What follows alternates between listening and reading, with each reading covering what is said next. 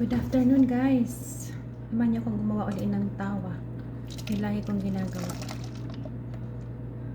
Nag-request yung kapatid. Ayan ay 1 cup of laban. 3 tablespoon, special to. 3 tablespoon milk powder. And then 1 tablespoon sugar. Special to guys. Special. O diba? And then add tayo ng 1 egg. Small amount of salt. And then mix again.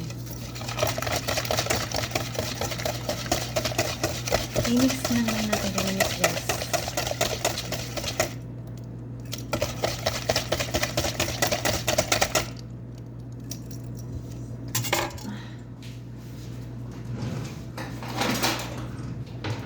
Dapat liligo na ako guys. Hindi ko nakaligo.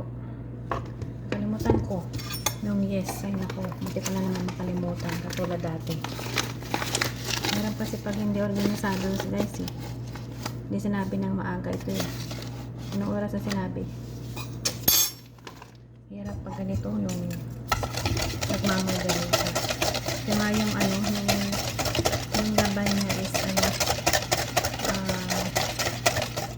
hindi masyadong warm. Okay na yun. Tingnan natin kung anong kalalabasan. So, nagalag na natin mag-liquid. Mag-add na ako ng 1 cup muna ng brown flour. Titingnan natin.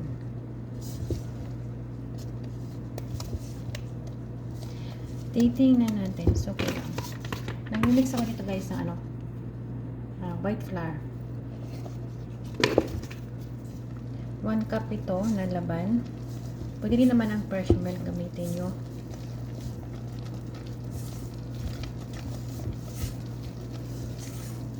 So, kulang. Kailangan 3 cups din talaga ito. 3 cups din talaga ng brown flour. 2 cups of brown flour. Tapos 1 cup of white flour. Ganun pala. Mali-mali na ako guys eh. Mali-mali na ako. So, dito ako mag-add ng oil. Dito ako mag-add. Okay, na-mix ko na siya lahat. Pinaka-huli. Huli na yan guys.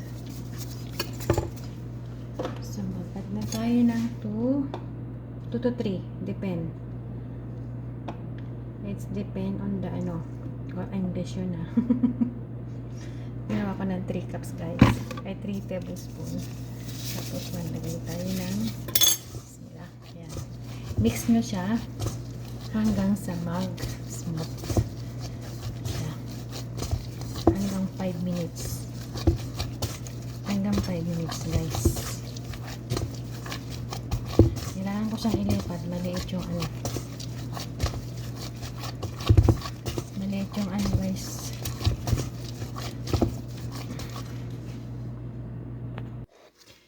Ilipat ko guys sa malaki kasi maliit yun.